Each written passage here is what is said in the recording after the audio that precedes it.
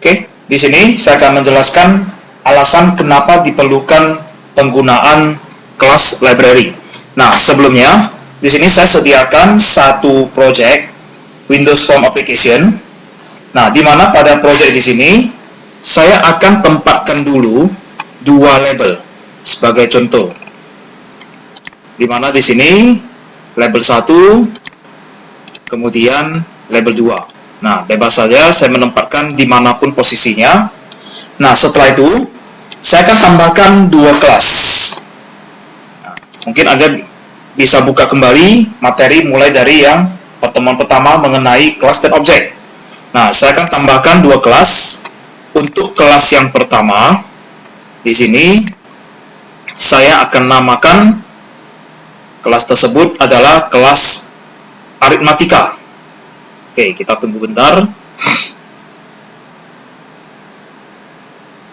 Oke, saya namakan kelasnya tersebut adalah aritmatika. Oke, kita tunggu. Nah, maka akan muncul kelas yang pertama, kelas aritmatika. Kemudian saya tambahkan lagi kelas yang kedua, di mana kelas di sini adalah kelas, misalnya contohnya kalimat. Nah, ada dua kelas. Satu namanya kelas aritmatika dan satu lagi adalah kelas kalimat. Nah, saya akan tambahkan beberapa metode. Anda bisa menambahkan mulai dari instant variable, konstruktor, destruktor, asesor, mutator, terus untuk metode berupa function ataupun prosedur. Nah, jadi banyak bisa tempatkan di sini, ya. Nah, Anda bisa buka kembali materi yang ada di kelas dan objek, inheritance dan polymorphis. Nah, saya memberikan contoh aja sebagai contoh di sini. Kita akan buat dua metode, ya, di mana metode tersebut adalah berupa function. Nah, dia akan mengembalikan berupa bertipe integer. In. Nah, misalnya di sini adalah tambah. Saya akan menambahkan dua bilangan A dan B, di mana bilangan tersebut akan nantinya dimasukkan ke parameter. Setelah itu akan return A tambah B. Begitu juga dengan metode yang kedua, kurang integer A dan integer B. Dia akan mereturn A dikurangi B. Oke. Jadi untuk kelas aritmatika saya memberikan di dalamnya itu ada dua metode. Sekarang untuk kalimat, kelas kalimat saya akan memberikan satu metode, ya. Nah, di mana di sini pabrik dia juga mengembalikan string gabung. Nah, saya akan menggabungkan kalimat. Jadi sebenarnya tinggal saya manfaatkan fungsi concat di dalamnya. Saya akan menggabungkan dua kalimat A dan string B. Nah, akan mereturn string concat A, B. Nah, di dalamnya itu saya akan memberikan satu spasi. Jadi ada jaraknya antara A dan B. Nah, jadi di dalam kelas aritmatika ada dua metode, dan di dalam kelas kalimat ada satu metode. Nah, di dalam implementasinya di sini, di dalam form 1 ini, saya akan memanggil ketiga metode tersebut. Ya, saya akan memanggil ketiga metode tersebut, dan nantinya akan dimunculkan ke dalam dua label ini. Oke, kita masuk ke dalam view code-nya dulu. Nah, saya akan menuliskan seperti sebelumnya. Saya akan deklarasikan dulu aritmatika dulu. Nah, aritmatika misalnya mate sama dengan new aritmatika. Kemudian, oke, saya mungkin tempatkan aja ke dalam konstruktor aja. Oke, kemudian kalimat kata sama dengan new kalimat. Nah, setelah itu saya cetak ke dalam label 1.text. Saya akan mencetak mate dot. Nah, Anda bisa lihat akan terpanggil metode tambah dan metode kurang. Nah, saya akan memanggil metode tambah di mana 10,20 kemudian dikalikan dengan mate dot kurang 10,20. Oke. Nah, setelah itu saya akan ubah dia menjadi toString karena ini mencetak ke label 1 teks bertipe string. Kemudian label 2 dot text sama dengan saya memanggil metode dari kelas kalimat. Nah, memanggil gabung. Gabung saya menggabungkan dengan selamat, koma, siang. Oke. Nah, kita lihat hasilnya. Saya akan jalankan dulu.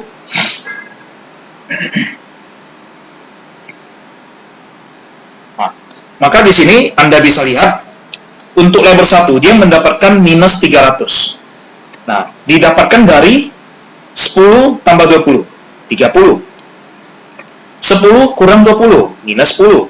30 dikali dengan minus 10, maka dapatlah minus 300. Kemudian akan digabungkan lagi selamat dan siang dengan di tengahnya ada spasi, maka dapatlah selamat siang. Oke, di contoh ini kita bukan mendemokan bagaimana memanggil kelas, bagaimana memanggil metode, ya. Tetapi di sini yang akan saya demokan adalah pemanggilan metode dari suatu kelas, ya. Jika kita mendefinisikan kelas seperti ini, maka kelas yang kita definisikan di dalam suatu project hanya bisa digunakan di dalam project tersebut. Nah, sebagai contoh, saya lanjutkan lagi. Saat ini Anda lihat di Solution Explorer hanya ada satu project, yakni Windows Form Application yang namanya Windows Form Application 1. Saya akan menambahkan lagi project yang kedua, add new project. Nah, kali ini misalnya saya menambahkan berupa console application. Name-nya default aja. Oke. Nah, saya akan menambahkan yang kedua. Nah, Anda perhatikan di dalam project yang kedua ini, console application. Ini saya sudah set menjadi startup project. Nah, yang saya inginkan sekarang adalah di dalam console application ini juga bisa memanggil metode yang ada di kelas aritmatika dan kelas kalimat. Nah, kalau misalnya saya menuliskannya seperti ini, saya tambahkan dulu console.arithmetic. Nah, saya mendeklarasikan di sini, saya tuliskan aritmatika. Nah, ada nggak aritmatika? Nggak ada.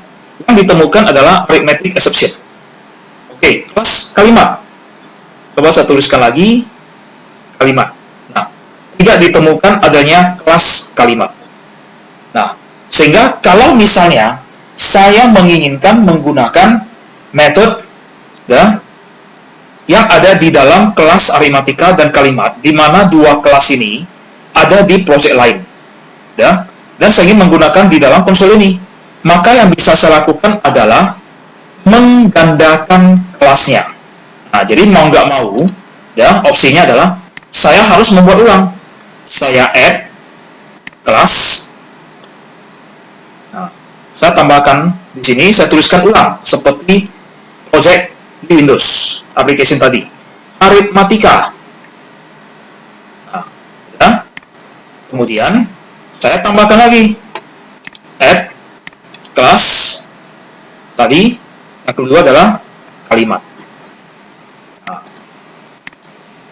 Maka Anda lihat di dalam kelas console application sudah ada lagi sudah ada lagi kelas aritmatika dan kelas kalimat. Di dalamnya saya tulis ulang. Nah, saya kopas. Saya kopikan ke dalam aritmatika. Kemudian yang kalimat juga saya kopikan. Tuliskan ulang ke kelas kalimat yang ada di konsol. Nah, maka bisa Anda lihat bahwa kelas aritmatika di dalam Windows Form Application dengan kelas aritmatika di dalam konsol application isinya sama. Harus saya tulis ulang. Metode yang ada di dalam kelas kalimat yang di dalam Windows Application dengan kelas kalimat yang ada di dalam konsol application, metodenya juga sama. Saya tulis ulang. Jadi artinya kelas tersebut saya kopas, saya gandakan, saya duplicate. Dikarenakan projectnya berbeda. Nah, dengan kondisi ini, barulah di dalam konsol application saya bisa menuliskan aritmatika atau sama dengan new aritmatika. Kalimat, kata sama dengan new kalimat. Nah, setelah itu saya cetak console.writeLine. Nah, saya memanggil tambah. Saya buat agak berbeda.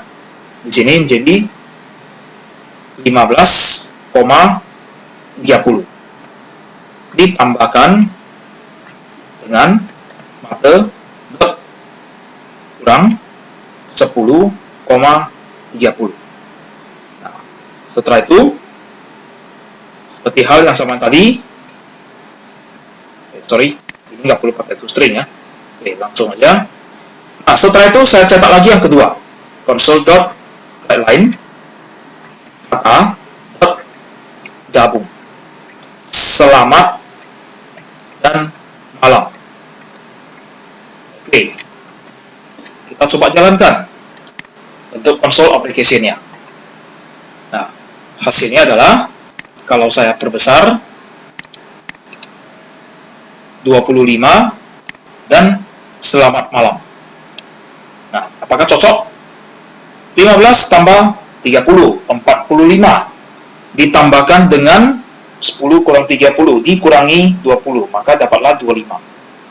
Nah, maka dari sini Anda lihat, jika proyeknya lebih dari satu, tetapi Anda menginginkan menggunakan kelas dengan metode yang sama, maka opsinya adalah duplikasikan kelas tersebut. Jadi seandainya Anda memiliki 10 project, baik solution yang sama, ya, 10 project, baik berada di dalam satu solution yang sama, ataupun beda solution.